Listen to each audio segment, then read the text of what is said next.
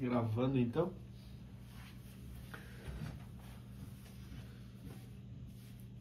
Então era isso. Começamos agora a fazer uma gravação e vamos discorrer sobre os assuntos que fluírem na nossa mente. É isso aí. De forma bem tranquila e honesta. Sim, bem tranquilo. Tô nervoso. Não?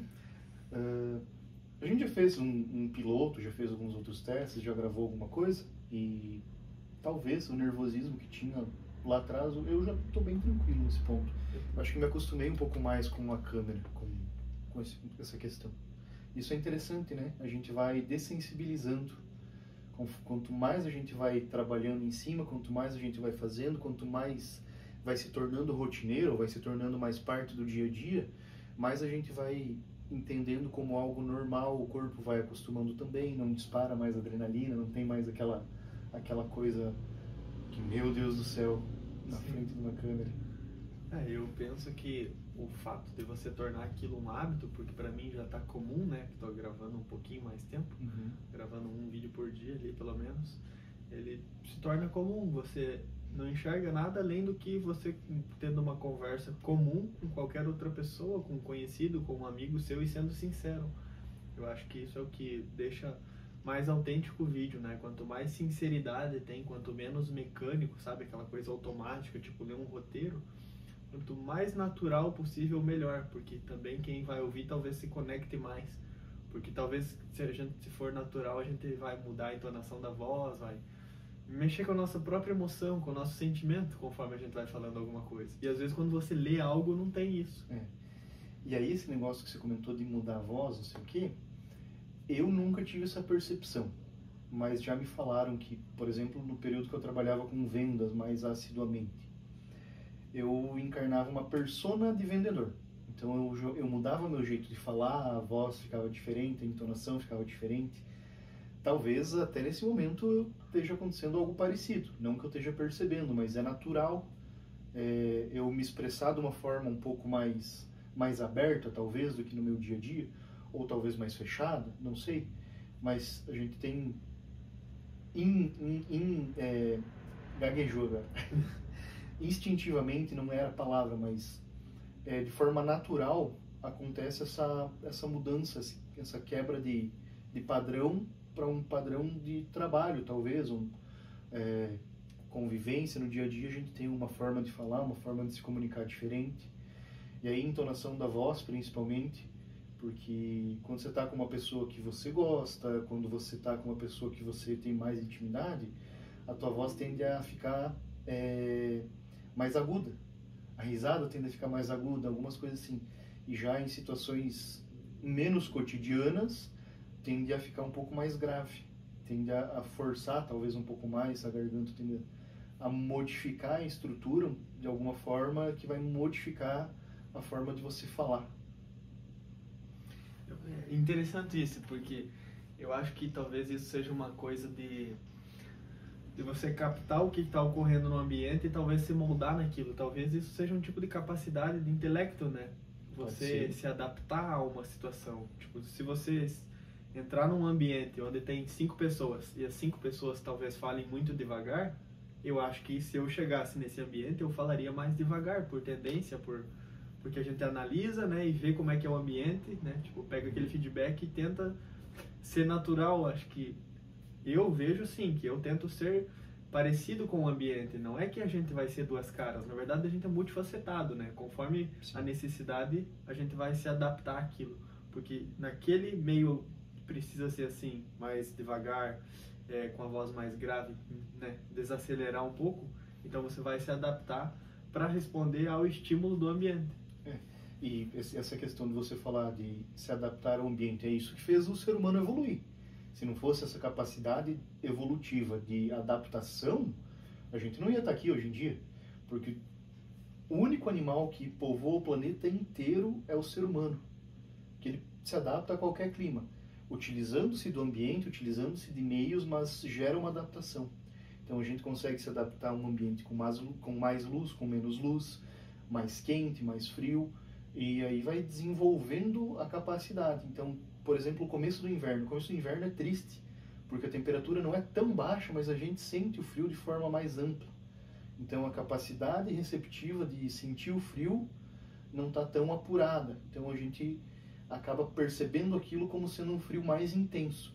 E quando o inverno vai aumentando, vai diminuindo as temperaturas, vai aumentando o período de inverno, vai chegando mais para o nosso inverno, o corpo já vai acostumando, vai amenizando essa situação e a nossa capacidade de suportar o frio aumenta. Então, a gente é um negócio muito perfeito. Não tem muito, como dizer assim, qual que é o nível que suporta. Claro, tem uma temperatura abaixo de X e acima de X que você vai ter insolação, hipotermia e aí vai. Mas a gente consegue se adaptar, amenizar isso, sentir dor. Não existe nada que o ser humano não consiga se adaptar. Até falando aí de filmes, de histórias e aí por diante, você pega pessoas que foram torturadas, então os métodos de torturas que eram utilizados. Então não se ficava muito tempo, por exemplo, trabalhando em cima do mesmo braço, por exemplo, no momento da tortura lá no período medieval, guerras e aí por diante. Por quê? Porque chega num certo momento que a dor desensibiliza. A pessoa para de sentir aquela dor tão intensa e aí não tem mais sentido aquele processo todo que seria para causar dor, tirar informação e aí por diante. Então tem que ir fazendo de forma intercalada, indo para outros locais, outras situações, porque o teu cérebro ele vai desligando alguns pontos, ele vai acostumando. Então, o meu nível de dor 10 é diferente do teu nível de dor 10. Talvez o meu 10 seja um 5 para você. E talvez daqui a um ano o meu 5 seja equivalente ao teu 7, porque o meu coeficiente de dor muda conforme eu vou passando por uma situação. Então, se eu sofri um acidente, alguma coisa, meu coeficiente de dor vai se moldando através disso. Aí eu acho que tem a ver com a neuroplasticidade. O cérebro se adapta, se modifica, se regenera até certo ponto e vai adaptando o ser humano às necessidades do dia a dia dele. O nosso corpo ele é uma máquina perfeita. Se adapta a qualquer coisa, até as coisas ruins, né? A gente se acostuma Sim, com tudo. Se acostuma com tudo. E é que nem você falou de dessensibilizar. Acho interessante porque às vezes o fato de você sair de um ambiente também te faz você mudar o jeito que você enxerga o ambiente que você está inserido também. Com toda certeza. Eu acho que as pessoas que vivem, por exemplo, à margem da sociedade, os marginalizados, em favelas, enfim, eles acabam se acostumando com aquilo. Aquilo acaba sendo dessensibilizado para eles. Sim. Já não veem aquilo como uma situação precária, como marginalizado, né? Tipo, eles veem aquela estrutura que é totalmente precária e miserável do ser humano viver, mas o pessoal consegue se adaptar e consegue sobreviver lá naquele ambiente, tipo, mais hostil. Sim. Pior possível, o pessoal consegue se manter lá, né? Sem saneamento, sem eletricidade, né? Tipo, as piores condições. Imagina o calor que deve ser, o frio que deve ser quando vem também, porque a gente vê que as construções, elas não são com boa infraestrutura, né? Enfim, então acho que esse pessoal que vive lá, ele acaba se dessensibilizando. E às vezes uma pessoa que tem uma condição de vida melhor, quando... Às vezes ela pode até estar vendo uma favela aqui na cidade dela, só que ela já dessensibilizou, ela já se acostumou com aquilo. Ela passa por lá todo dia para ir trabalhar, por exemplo, passa ali no meio de um bairro que ele tem menos estrutura, menos infraestrutura, que ele é um bairro mais precário e nem percebe isso. E de repente, quando vai para outra cidade, ele nota aquilo e aquilo dá tipo um choque de realidade. Um choque, tipo, dá um tchan assim na cabeça dele. O cara fala, nossa, nem reparei nisso, mas daí começa a pensar. Pensa, nossa, como é que essas pessoas conseguem viver nessa condição tão precária, tão ruim, né? Sim.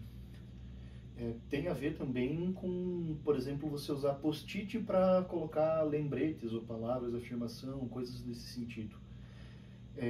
Aquilo vai acabando sendo tão natural, sendo tão normal no dia a dia que você acaba não prestando mais atenção no que está escrito. O teu cérebro vai ignorando aquilo. Não é por intenção, mas é um mecanismo de economia de energia. Então, o nariz, a gente enxerga o nariz. Se eu fechar um olho e o outro aqui, eu enxergo o meu nariz. Mas por que a gente ignora ele no dia a dia? Porque o meu cérebro não precisa contabilizar esse dado adicional aqui, então ele economiza energia. Assim é como as coisas que acontecem no nosso dia a dia. Então, se é muito rotineiro, é tudo muito dentro daquele mesmo padrão, você acaba não se sensibilizando mais, né? Seja para coisas boas, sejam para coisas ruins. Então, sair um pouco da rotina, mudança de hábito, uma viagem, conversar com pessoas diferentes, ter essa convivência multidimensional, digamos assim, vai modificar um pouco do que você é. Porque vai usar dessa tua neuroplasticidade para aprender coisas novas, conversar com pessoas novas, ver coisas novas. E quem sabe quando você voltar para sua casa, voltar para o seu ambiente normal, você vai achar aquilo estranho. Você fala assim, nossa, como eu convivi com isso a vida inteira e eu não percebi essa situação. Mas é porque aquilo já era tão natural para mim, fazia tão parte do meu dia a dia, que para mim era normal e meu cérebro simplesmente contabilizava como mais um ponto padrão. Isso me lembrou uma frase que o pessoal fala assim, que aquilo que você nota e elogia no outro é porque você carrega, e aquilo que também tipo, é um defeito no outro, que você não gosta daquilo, é porque você também carrega. Só que quando é na gente mesmo, a gente não percebe, né? Costuma perceber só no outro. Por isso que você chegar num ambiente e olhar alguma coisa com um patamar diferente, você tá ali em terceira pessoa vendo uma situação, te dá uma visão mais ampla da coisa. Então, muitas vezes, quando você tem um problema, né, eu tô aqui batendo cabeça, não consigo resolver uma demanda, um problema, talvez a melhor coisa que acontece é você, cara, tá bom, deu por hoje. Toma um copo d'água, toma um banho, relaxa, dorme, descansa, e amanhã você olha para aquilo de uma forma diferente. Às vezes é necessário você deixar alguns dias de lado, deixar algumas semanas de lado, para quando você voltar para aquilo, você vai estar mais experiente, vai ter novas visões da coisa, digamos assim, que vai fazer você ter um insight e talvez achar uma solução, talvez ver de uma forma diferente, ou talvez até entender que aquilo não faz mais parte do seu dia a dia e é desnecessário uma solução para aquela demanda. E também, que nem você falou, de tirar o foco um pouco, né? O teu subconsciente vai continuar trabalhando naquilo, né? Quantas vezes a gente vai tomar banho e começa a vir ideias na cabeça que tu fala assim, por que vem agora? Tipo, acho que tomando banho é um dos melhores lugares para pensar, porque você não tá focado nisso. Meio que vem do além a informação, a resposta. E que nem você comentou, dormir. Às vezes você vai estar dormindo, quando você acorda com uma ideia diferente. E quando você estava super focado naquilo, você não conseguia ter essa ideia. Então, se desligar um pouco é maravilhoso. Também o fato de se desligar, se desconectar, né? Tirar esse foco. Porque se você está tentando há muito tempo resolver uma coisa e não consegue, provavelmente você vai ficar angustiado e frustrado com aquilo. E o fato de você dar atenção para outras coisas e conseguir resolver elas, então, digamos assim, deixar esse problema maior de lado e resolver as outras coisas que são problemas menores, vai aumentar a tua confiança também, porque você já vai tendo micro resultados. Então você não se sente tão frustrado, porque você consegue resolver outras coisas. E daí, quando você volta nesse novo problema, às vezes você encara ele como um desafio, não como um problema. Você fala, eu consigo, eu já resolvi outras coisas, esse aqui é só mais um. E daí, quem sabe, consegue. Isso aí. Isso que você falou de estar muito focado e às vezes você deixar um pouco de lado e pensar em outras coisas. Tem a questão do ócio criativo, mas a gente pode trazer também o exemplo do livro Rápido e Devagar, onde que você trabalha com duas formas de pensar, forma rápida e forma devagar. Então, uma forma rápida é aquilo que está pré-carregado e que é automático, né? Então, você não precisa mais pensar para fazer. Por exemplo, tomar banho, dormir. Você não precisa parar e pensar para respirar. Nesse momento vamos desligar a tua respiração automática. Agora você entrou no modo manual. Para dentro, para fora. Para dentro, para fora.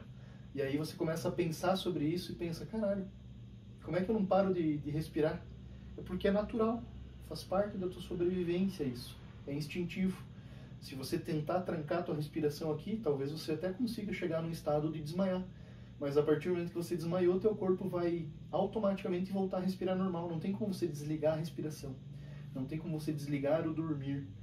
Então, algumas coisas do nosso cotidiano são tão repetidas, é tão natural, acontece tantas vezes que a gente já fez aquilo, que se torna instintivo, se torna natural. Você não pensa para dirigir, você só dirige. Você foca nos obstáculos, mas você dirige. Você acelera, você freia, você troca de marcha, você liga a seta, gira o volante, faz o que tem que fazer de forma automática. Não precisa ficar pensando para fazer o processo. Então essa seria a forma que o livro expõe como o pensamento rápido, né? Que é aquilo que já está pré-carregado no teu sistema, que é como se fosse uma memória muscular, está ali pronto para ação. E o pensamento devagar, o pensamento lento, exige um foco adicional, exige uma concentração, exige um processamento de dados. Às vezes, quando você entra nesse ponto de foco, quando você fica hiperfocado em alguma coisa, o teu cérebro está direcionando tanto foco para aquela situação pontual ali, específica, que talvez se você se afastar um pouquinho e ver o macro, ver o todo, você vai conseguir achar uma solução, vai conseguir achar caminhos mais fáceis, vai facilitar o processo de resolução da demanda, né? Por isso que quando você vai fazer algo do cotidiano, o pensamento devagar, o pensamento rápido, desculpa, você libera o teu cérebro, libera processamento, libera memória, digamos assim, para desenrolar aquela demanda específica, e aí você às vezes visualiza a solução para as demandas que você não estava conseguindo até então. Que nem você comentou de ter a visão do todo, uma visão holística, né? Por isso que muitas vezes ver os problemas dos outros se torna muito mais fácil de resolver também, porque você não está preso emocionalmente àquilo e não tem uma visão menor, né? Tão específica. Você vê o todo e você fala assim, mas isso às vezes era óbvio, só que a outra pessoa que está presa emocionalmente, ela está tão apegada àquilo que ela não percebe. Sim. Por isso que é mais fácil resolver sempre os problemas dos outros que os próprios, né? E eu acho que talvez seria interessante todo mundo ter como se fosse um mentor, digamos assim. Você ter uma pessoa que você admira e que ela te instrui, ou você modelar alguém que já chegou onde você quer chegar ou que carrega alguma característica que você quer carregar. Então, você pensa assim, como tal pessoa agiria frente a tal problema, né? Eu, por exemplo, em algumas situações eu penso assim, eu quero ser uma pessoa boa. O que uma pessoa boa faria nessa situação? Então, quem que eu quero modelar? Jesus Cristo. Então eu penso assim, o que Jesus Cristo faria aqui? E eu tento pensar como ele faria. Ou seja, ele tentaria fazer da melhor forma possível, seguindo os princípios, amar ao próximo como a si mesmo e servir. Esse é como ele agiria. Então eu penso, como que eu posso fazer isso, trazendo para a minha realidade? Então, digamos assim, se eu estou nervoso, eu já vou me acalmar. Eu falo, cara, Jesus não ficaria nervoso. Não tem sentido eu ficar nervoso. O ficar nervoso não vai melhorar, só vai piorar a situação. O que eu tenho que fazer? Se eu estou muito acelerado, eu tenho que desacelerar um pouco. Então, é como se eu visse o problema na mão da outra pessoa, no caso de quem eu quero modelar, e vejo como ele faria, então eu vou aplicar na minha vida. Isso é um meio que eu trago de resolver as coisas minhas. Eu acho que ajuda isso. E outra coisa que você falou do rápido e coisas cotidianas, também me lembrou um pouco sobre crença, que dizem que tem duas formas de se instalar crenças nas pessoas, que é o forte impacto emocional e repetição. Gostaria de falar um pouco sobre? Por exemplo, tem as crenças que a gente às vezes acaba se acostumando tanto com o modo de vida que a gente leva, que a gente pensa que nunca vai crescer na vida. Então, quando você pensa isso repetidamente, se instala uma crença em você de inferioridade, de imaginar que você não vai conseguir alcançar aquilo. E quando você acredita em algo, aquilo de certa forma se torna realidade para você. Por isso que você tem que mudar o que você acredita, mudar a sua crença, mas mudar a crença não é simples, porque envolve toda a repetição, envolve o passado ou o forte impacto emocional. Desculpa. A questão da crença limitante, né, chamar como quiser, é importante ter essa mudança de pensamento, mas só a mudança de pensamento não leva a lugar nenhum. São necessárias ações.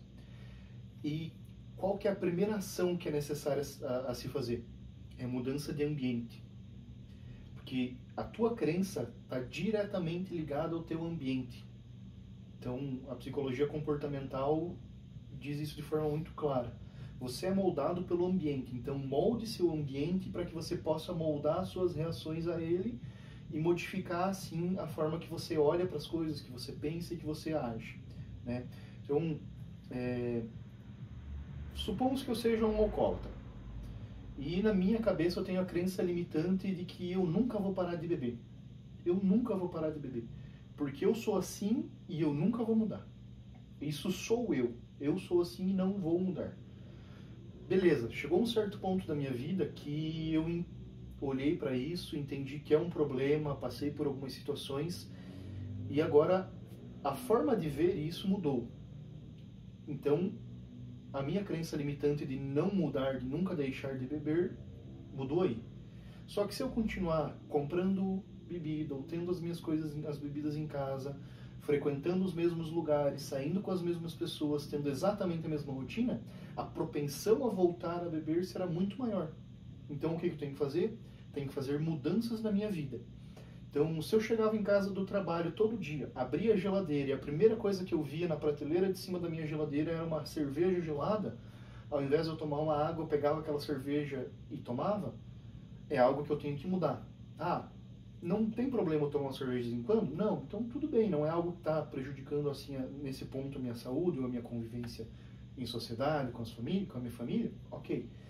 Então eu vou continuar tendo a minha cerveja em casa, mas ao invés dela estar na geladeira, naquele ponto específico, quando eu abro a geladeira eu dou de cara com ela, eu vou deixar essa geladeira fora da geladeira. A cerveja fora da geladeira, desculpa.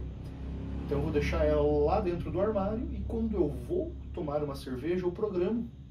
Eu coloco ela na geladeira ou eu coloco no freezer e aí eu organizo aquele momento. Eu acostumo o meu cérebro, eu acostumo o meu corpo a preparar um momento específico para degustar uma cerveja. Não beber compulsivamente porque está na minha frente. Então, ao invés de eu ter a cerveja, eu vou ter uma água, eu vou ter um chá, eu vou ter talvez um refrigerante. Não que seja uma troca tão boa assim, mas talvez para um primeiro momento seja algo que faça sentido. Então, você vai mudando o seu padrão de vivência dentro da sua casa. Ao invés de você todo final de semana comprar um packzinho de cerveja, você compra duas cervejas. Então você compra 2 unidades. Ao invés de você tomar 12, você toma 2. E você prepara o ambiente, ou prepara o momento para tomar aquela cerveja. Ao invés de você sair toda sexta-feira do trabalho com seus colegas de trabalho, parar no barzinho lá da esquina, que é um lugar legal, um lugar bonito, tem uma comida bacana, começa a não parar toda sexta-feira. Vai para casa. Conviva com a sua esposa, com os seus filhos, seja lá quem você tem no seu dia a dia. Eu sei que nem todo mundo tem um núcleo familiar tão forte, mas todo mundo tem a capacidade de falar com um amigo.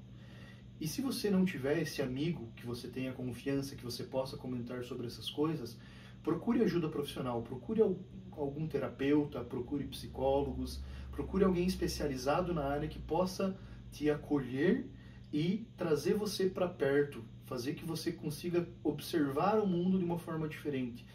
Talvez algumas coisas que o seu círculo de amizade não veja como algo interessante, como algo legal para você comentar, você possa comentar com essas pessoas, você possa mudar o ponto de vista, consegue colocar o seu ponto de vista de forma diferente. E aí pode chegar aquele momento que talvez você olhe para o seu círculo de amizade e perceba que o seu círculo de amizade não é tão bom assim como influência diária. Então, aquela mudança de pensamento, a mudança do meu dia a dia, a mudança do ambiente da minha casa, o deixar de frequentar aquele lugar toda semana vai gerar uma mudança maior ainda. Vai fazer com que eu consiga observar o meu círculo, observar as pessoas que me rodeiam e percebê-las de forma diferente. Tem muito daquele, diga-me com quem tu andas, que eu te direi quem tu és. Então, dizem que somos a soma das 5 pessoas que a gente mais convive. Então, quem você quer ser? Esse é um ponto importante a se verificar. Eu quero ser um profissional qualificado, um pai de família, eu quero ser uma boa pessoa.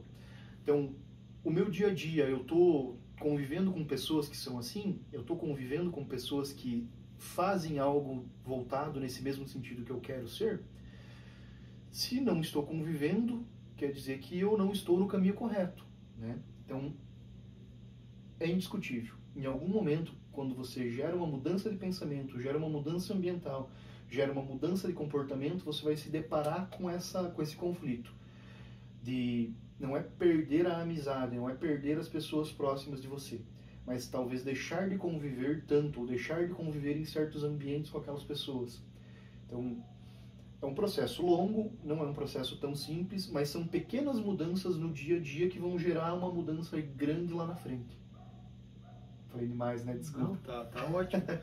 Eu até gostaria de complementar com uma frase que eu ouvi, lembrei agora, é que se o teu círculo de amizade não te compreende, não te apoia em novas mudanças, talvez você não tenha um círculo de amizades, tenha uma gaiola, tenha tipo uma bolha.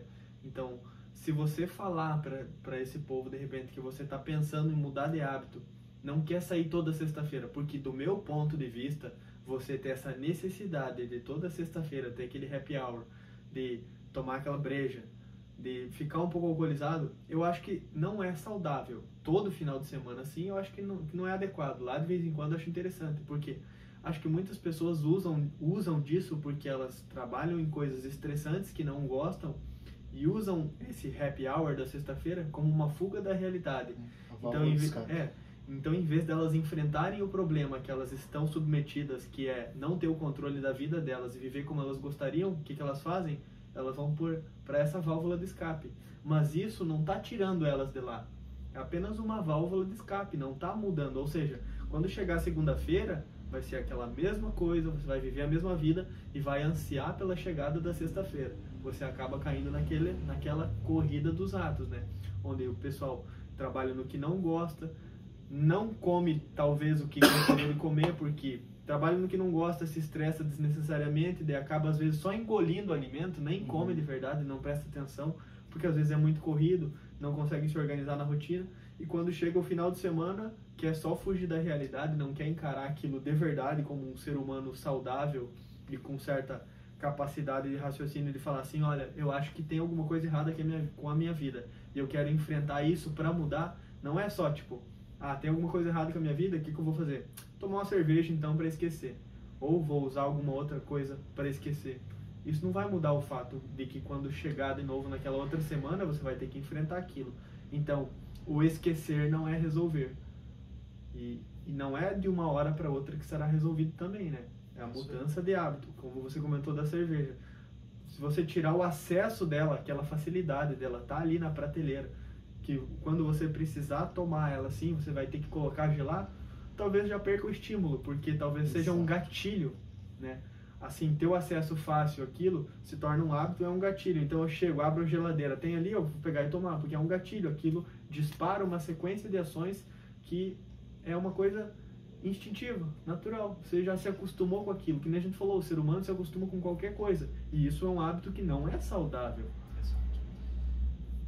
Partindo dessa conversa, vamos tomar uma para comemorar? Vamos. Vamos tomar uma para desestressar, porque está muito estressante essa conversa, então vamos esquecer do que a gente já conversou, né? Brincadeira, pessoal, isso é o comum que o pessoal faz, né? Não gostei de tal coisa, o que eu vou fazer? Vou beber para esquecer, né? E daí, isso pode disparar um gatilho de fazer outras ações, por exemplo, eu não quero beber, mas daí eu vou lá e bebo, daí eu vou aceitar comer qualquer porcaria também para acompanhar a comida. Sim. E daí, disso aqui, já começa a se animar e fala, vamos sair, vamos para algum bar, vamos para algum baile, para alguma festa, para alguma coisa. Não quero ficar bebendo em casa. Ou seja, aquele gatilho disparou uma série de ações que às vezes você não gostaria. Mas começou assim.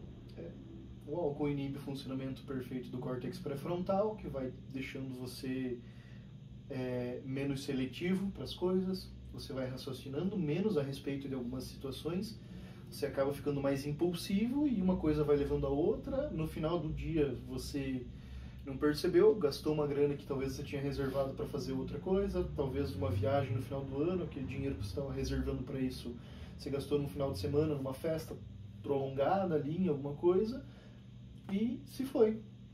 Daí você tomou o álcool, né?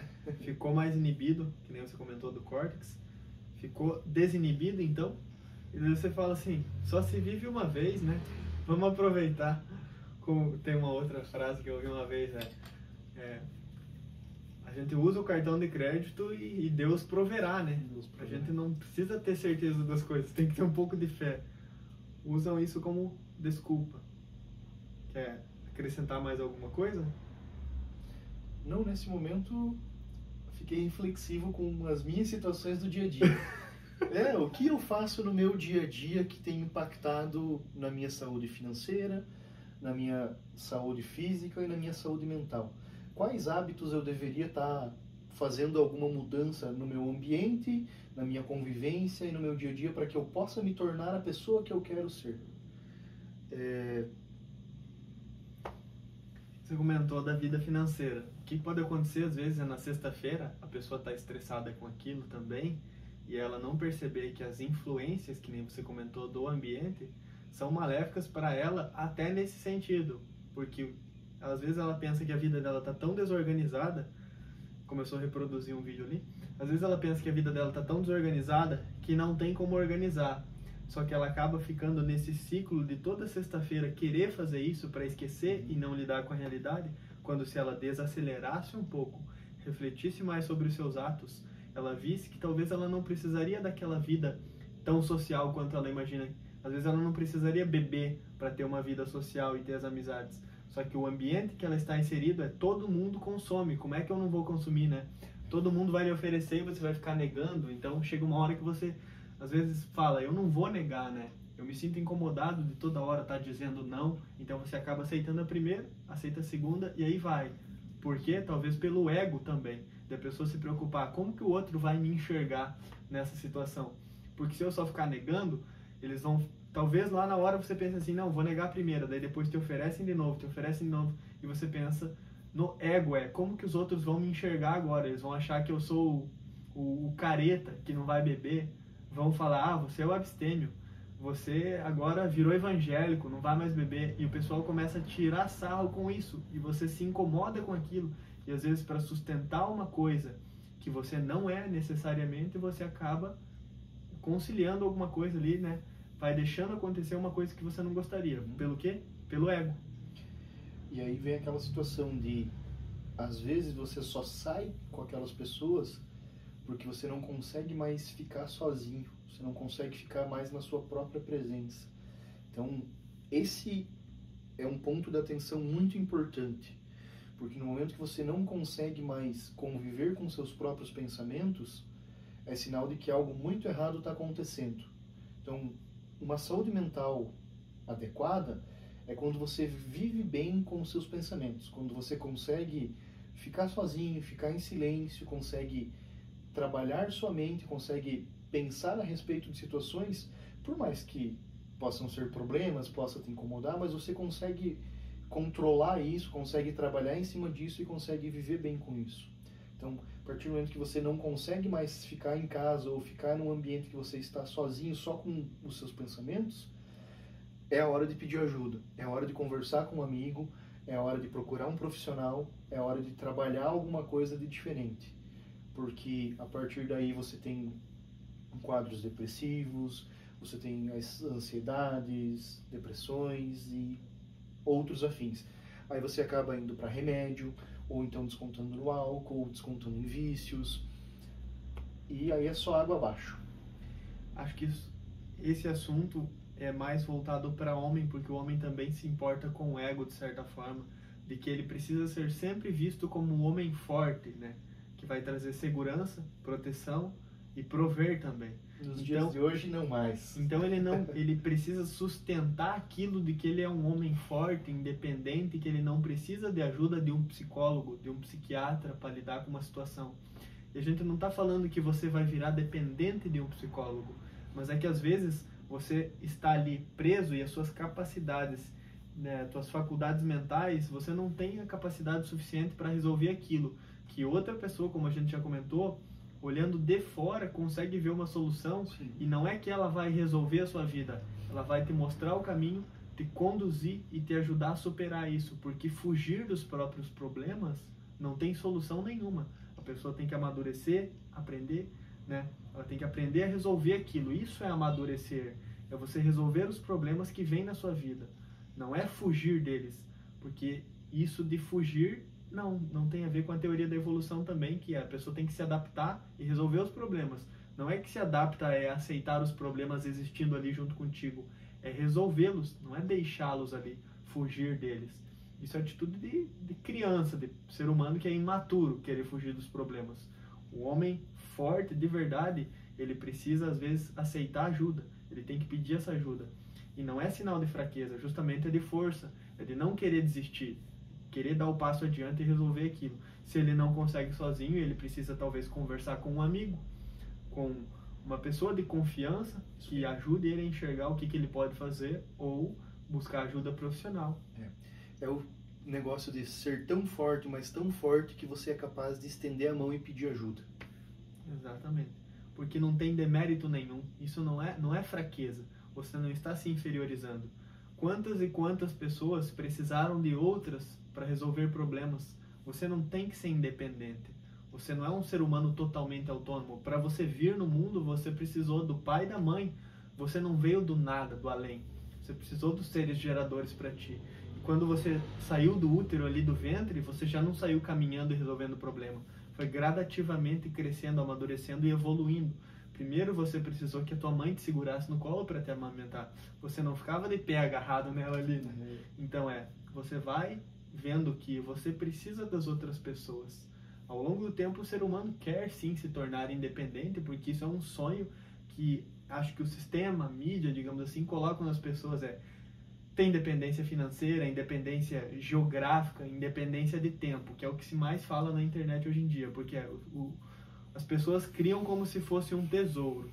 E as pessoas que vão vender o mapa para você alcançar aquele tesouro são quem mais faz dinheiro hoje em dia. Por isso que tem tanto picareta vendendo curso na internet de conseguir liberdade, independência financeira, geográfica e de tempo, para você poder fazer o que quer a qualquer momento, de onde você estiver. Só que você percebe que até para você conseguir isso, você precisou da pessoa para conseguir isso, porque você não sabia como alcançar sozinho.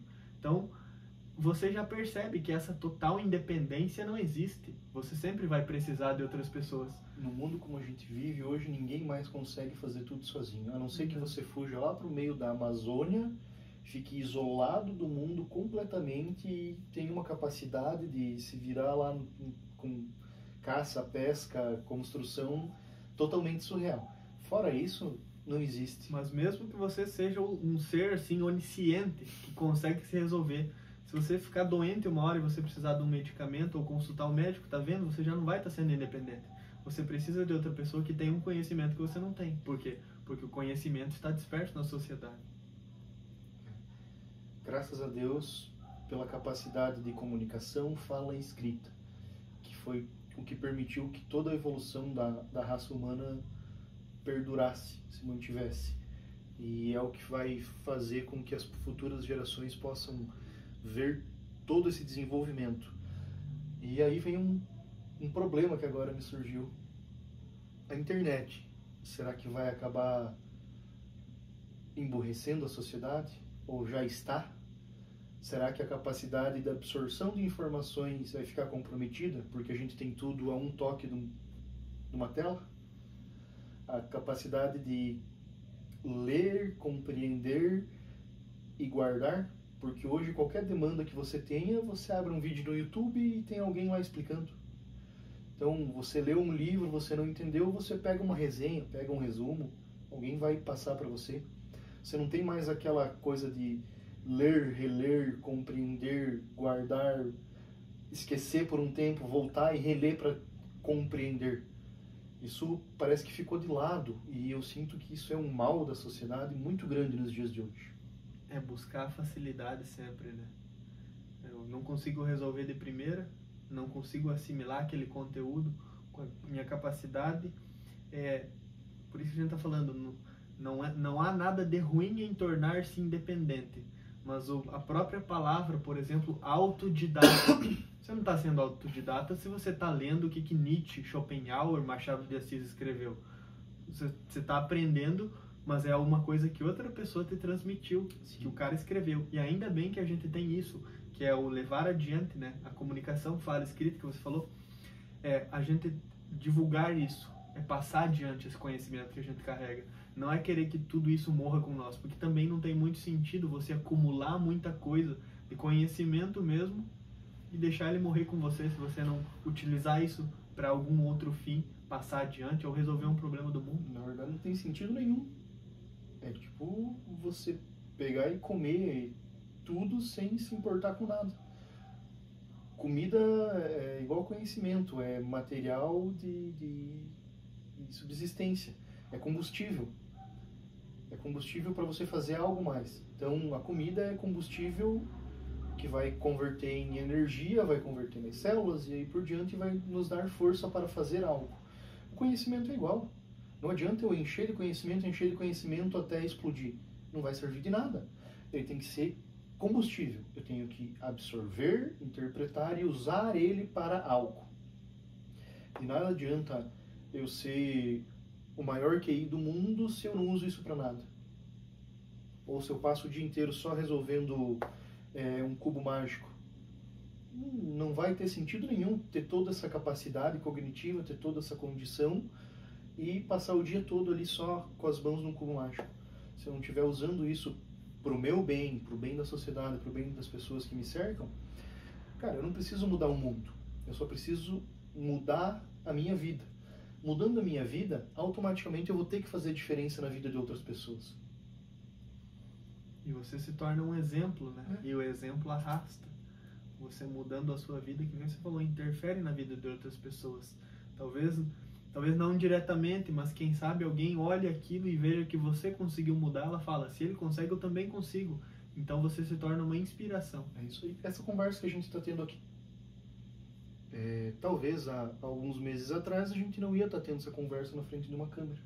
Quantas e quantas vezes a gente já falou sobre isso? Quantas e quantas vezes a gente já ameaçou de fazer alguma coisa assim? E não foi. Só não fluiu. Mas talvez esse vídeo não chegue para ninguém. Talvez uma pessoa daqui a 5 anos veja esse conteúdo e faça uma diferença grande na vida dela. Faça uma mudança. Olhe para nós dois e pensa, cara, se esses dois conseguem, eu também posso. Exato. Eles começaram com o que eles tinham.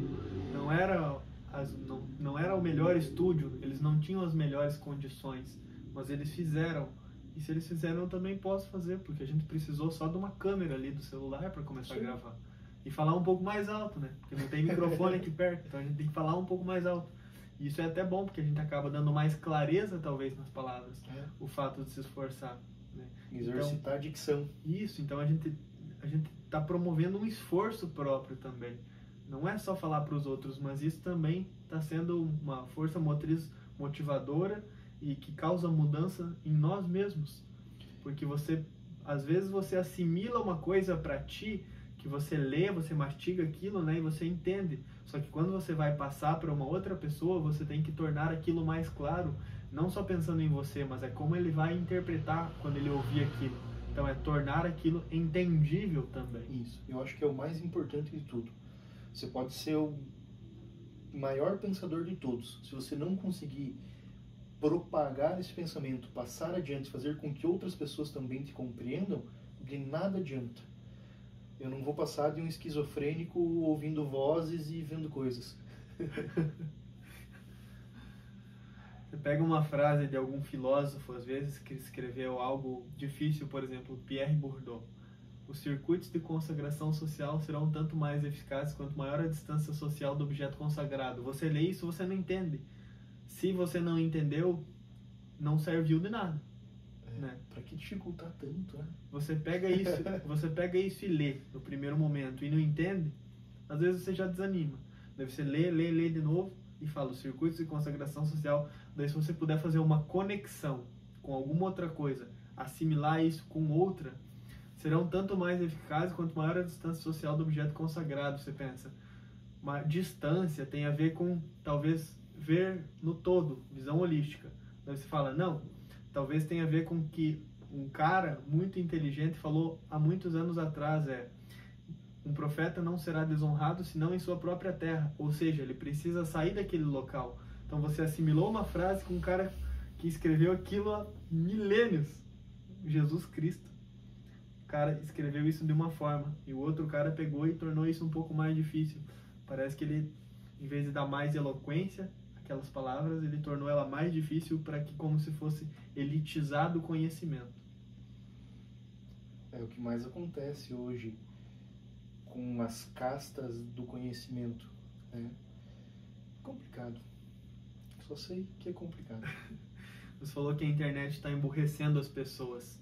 eu falei da facilidade, elas acabam se acostumando com essa facilidade. Então, frente a um primeiro desafio que elas têm uma dificuldade maior, elas se frustram porque não conseguem.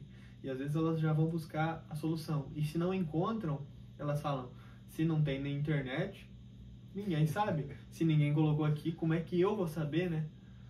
Aí que tá a diferença na forma de pensar.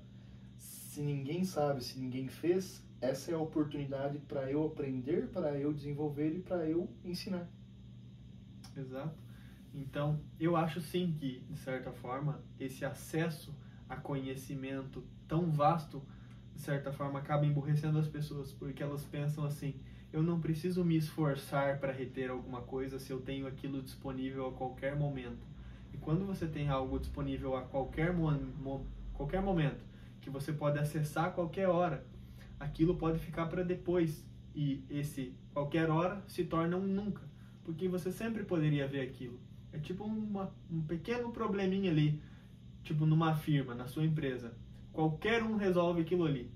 Todo mundo passa e vê e ninguém resolve. Por quê? Porque qualquer um pode fazer, então ninguém faz. Então a mesma coisa com o conhecimento. O conhecimento está ali disperso. Você tem ele hoje, a maioria dos conteúdos são microconteúdos. São shorts, são TikTok, Reels no Instagram.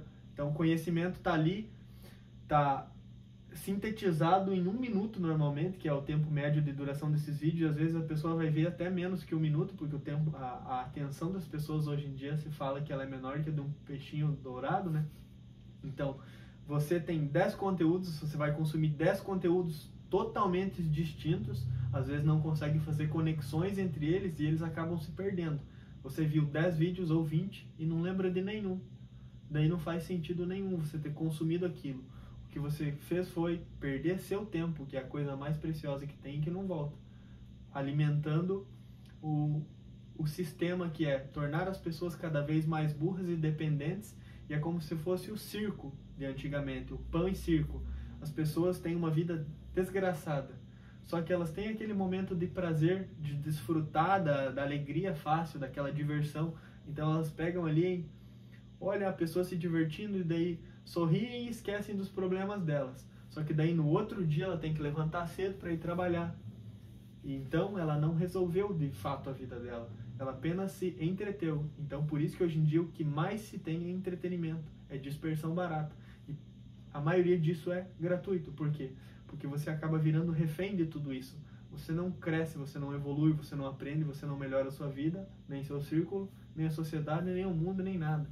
As pessoas viram refém disso. Eu acho que isso é muito maléfico para a sociedade. Com toda certeza.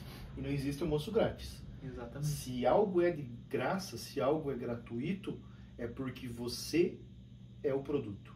Nunca se esqueça disso. Se algo é gratuito, é porque você é o produto. Os anunciantes estão felizes porque tem várias pessoas que consomem aquele conteúdo, compartilham para outras pessoas, e às vezes pode ter até uma mensagem subjetiva, subliminar naquele conteúdo que você está consumindo. Às vezes não tem algo tão explícito, mas é uma bobeira, um videozinho ali, que é uma marca que está se beneficiando disso, ou outra pessoa.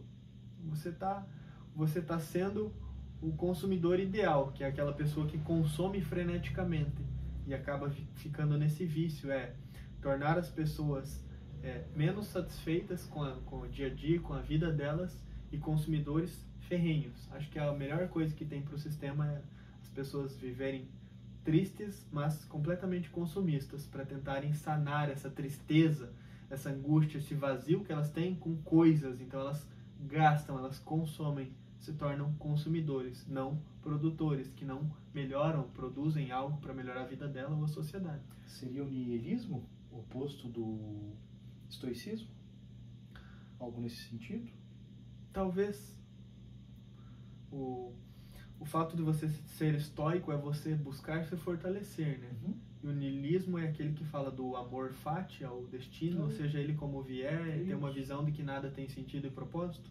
Eu acho que é. Então as pessoas... Preciso estudar mais a respeito. Então as pessoas niilistas, elas veem o mundo como sem sentido e sem propósito. Eu acho que não. Eu acho que a gente não veio aqui do nada.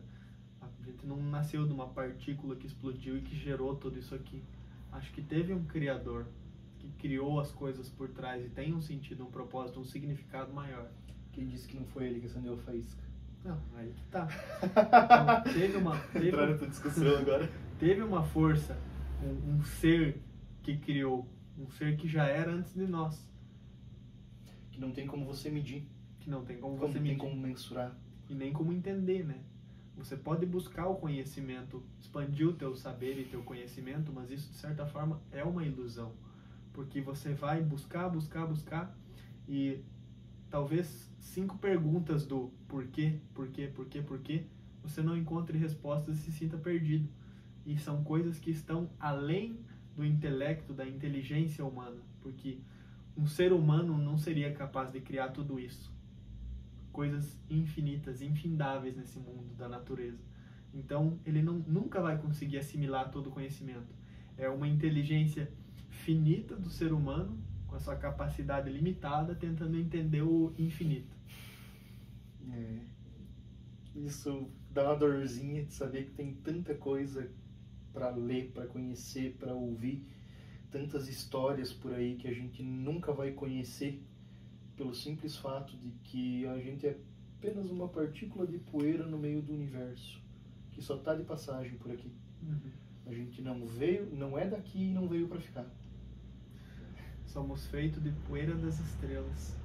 A mesma partícula, o mesmo átomo que compõe uma estrela bilhões de anos-luz atrás é a que compõe a gente hoje, né?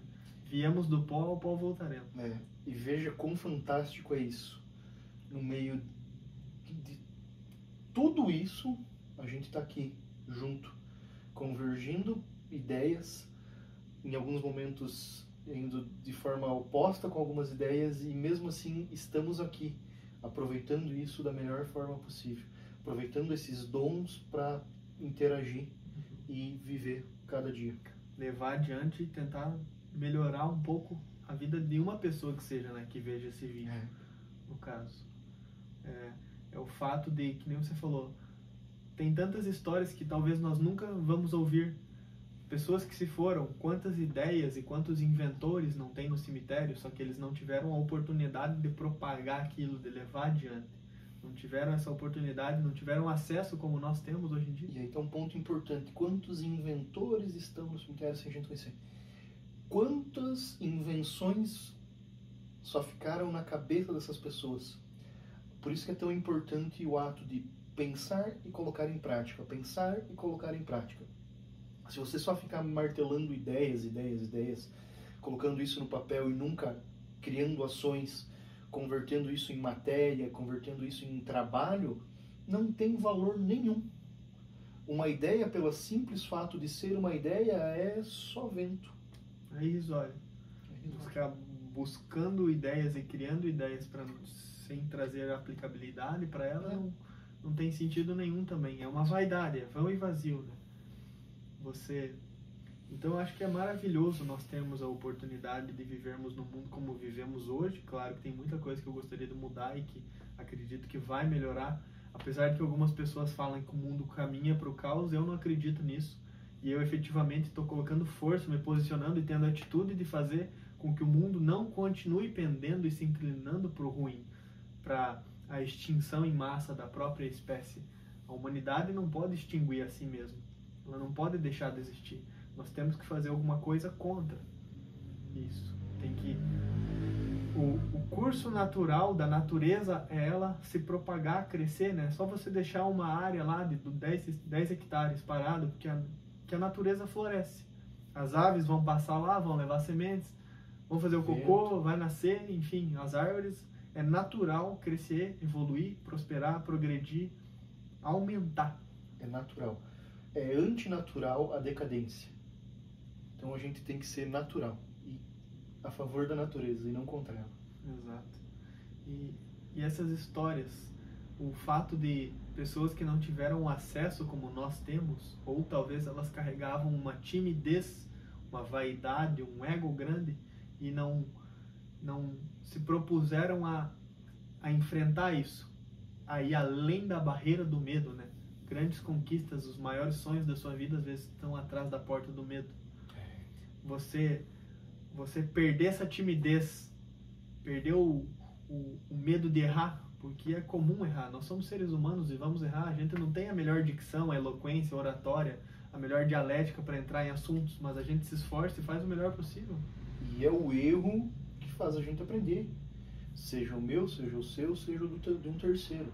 Mas a gente vivendo aquele erro vai fazer a gente evoluir. Eu não quero mais me manter no erro, eu quero evoluir, eu quero ser melhor, eu quero progredir. Então, indo contra o erro vai me fazer evoluir. Então, sendo resiliente. Todo dia sendo resiliente, o progresso está na frente. Você se arrepende dos erros que você cometeu? Ou se não fossem os erros que você cometeu, você não estaria onde está hoje? Se eu pudesse voltar no tempo e refazer algumas coisas, com a visão de hoje, eu vejo que eu refaria.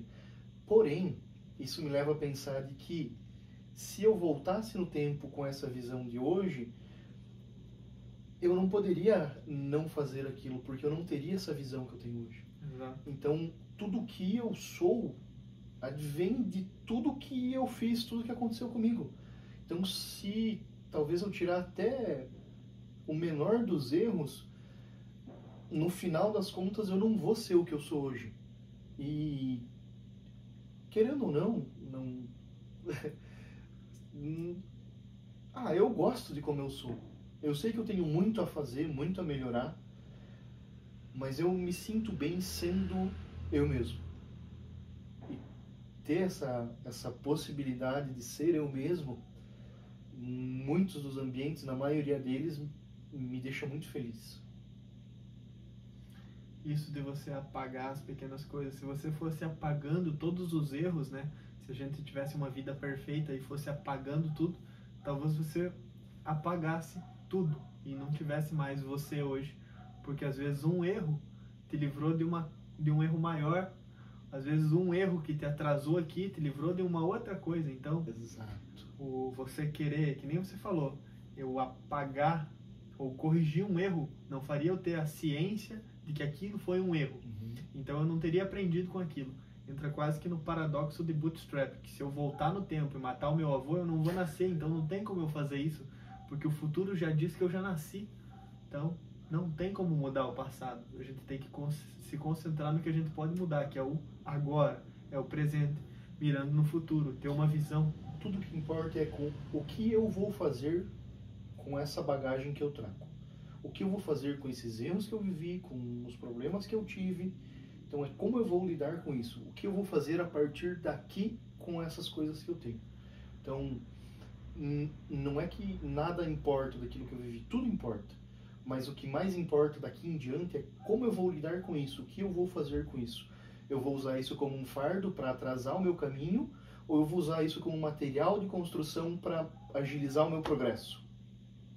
E o fato de você ter passado pelo que passou também serve de você, às vezes, identifica que outra pessoa está passando pelo que você passou, então você pode testemunhar, você pode falar que você passou pela mesma situação, e se ela quiser uma orientação, você pode ajudar ela a resolver, né? Pode ajudar ela a lidar com a situação de forma melhor. Como tem a frase, os inteligentes aprendem com os próprios erros, e os sábios aprendem com os erros dos outros. Você não precisa estar skin in the game, você está com a pele ali, passar por um problema para você aprender a solução. Por isso que ainda bem que as pessoas perderam a timidez, a vergonha, Exato. E passaram o conhecimento adiante através dos livros, porque o cara ali que viveu um momento, ele fala, e quando ele conta a história dele, eu falo, olha, se eu for passar por uma situação igual e ele solucionou dessa maneira, talvez eu possa fazer da mesma maneira, né? Tanto é que a matemática, o cara que descobriu, digamos assim, que inventou como resolver a derivada integral, você não vai pegar do zero, você tenta aprender como ele fez e ele resolveu e já traz. Então, o fato de ter levado adiante já melhorou muito a vida de outras pessoas e continua melhorando. Então, você usa aquilo não é inútil, aquilo ele tem uma aplicabilidade. Isso aí. Você que passou pelas vivências que você passou e cometeu os erros que cometeu, e eu também com os meus, somos únicos. E o fato de sermos únicos, na verdade todo mundo é único, né? Ninguém é raro, todo mundo é único, né? Somos singulares. Mas que mesmo que se você tivesse um irmão gêmeo e tivessem passado pelas mesmas situações, ainda assim vocês seriam distintos. Cada um enxergaria de uma maneira, cada um é único. E é isso que te torna tão especial. É você ver que aquilo que você viveu, não, mesmo outras pessoas tendo vivido aquilo, eu vivi e eu vou agir assim daqui para frente. Que são vários caminhos, como se fossem raízes, né? Esse emaranhado. Você pode seguir vários caminhos, mas o Guilherme que torna um Guilherme, Guilherme é porque ele é o Guilherme que ele é. E o André, que é o André que ele é porque ele é o André que ele é. Aproveitando o momento para quebrar a quarta parede, você que está aí do outro lado agora, digita aí nos comentários o que faz você ser singular. Qual é o acontecimento, qual é a situação, o que torna você um ser único, com as suas experiências. E aproveita, deixa o like e se inscreve também. Isso aí. Por exemplo, se você parar para pensar, o que te torna você quem você é? Porque você tem a consciência e lembra que você era a mesma pessoa que você era quando era aquela criança de 5 anos. E com 10, e com 15, e com 20. O que torna você ser quem você é? A soma de todos esses fatos. É óbvio. Bom, se não fosse todos esses fatos, todas as passagens, todos os ocorridos, eu não seria o que eu sou. É toda essa construção, toda essa vivência. Mas você já era você quando você não tinha passado por isso ainda? Eu já era eu naquele momento, naquele estado do tempo e do espaço. Algumas pessoas passam a vida toda buscando algo que elas querem se tornar e descobrem talvez só no fim da vida que elas já eram aquilo que elas queriam se tornar desde o momento que elas nasceram. Porque às vezes elas ficaram só olhando para fora, não para dentro. O maior mistério e a maior descoberta que eu acho que o ser humano pode fazer é descobrir quem ele é. Não buscar se encher do mundo, mas de certa forma se esvaziar e olhar para o seu interior. E às vezes é um processo que dói. Eu ainda tenho sorte que eu não tenho traumas assim. Eu não carrego traumas assim da minha infância, da minha vivência, enfim, da minha vida. Eu carrego problemas, algumas situações que eu não gostaria de ter vivido, mas eu acho que eu não tenho nenhum trauma forte assim, tipo um acidente de carro, algo assim. Então, isso eu vejo que é bom. Talvez uma pessoa que passou por uma situação de trauma seja bom também porque hoje ela pode ajudar outras pessoas que passaram pela mesma situação a superar aquilo, porque ela superou. Ou seja, quando você descobre quem você é e o que você pode fazer perante o mundo, você vê que a sua ferida que se curou, você pode ser medicamento para a ferida da outra pessoa. E aí que tá o legal, sabe? Tu ir um pouco além de si mesmo. Você não tá preocupado só com o teu próprio umbigo, com o teu próprio ego, só com a tua salvação. É salvar um pouco a outra pessoa também, melhorar a vida dela. Acho que isso que é o tchan da coisa, sabe? Isso que é o legal da vida. Faz uma grande diferença. É poder influenciar o meio que você vive, tornar o meio melhor. É isso aí. Com essa reflexão, encerramos por aqui? Acho que tá bom, né? Por enquanto, sim. Obrigado pela presença de todos. Por hoje era isso. Se você notou algum erro, gostaria de comentar alguma coisa, acrescentar, complementar em algo, fique totalmente aberto para colocar nos comentários. E eu acho que a internet só é maravilhosa por causa disso, porque ela ainda não é censurada hoje em dia, totalmente censurada, né, no caso. E a gente pode compartilhar as nossas informações, as nossas vivências, as nossas vidas e as nossas ideias. E é isso que nos torna quem nós somos. É isso aí. A pluralidade de ideias é algo muito especial e a gente deve manter e zelar por isso. Então era isso. Valeu! Valeu, obrigado.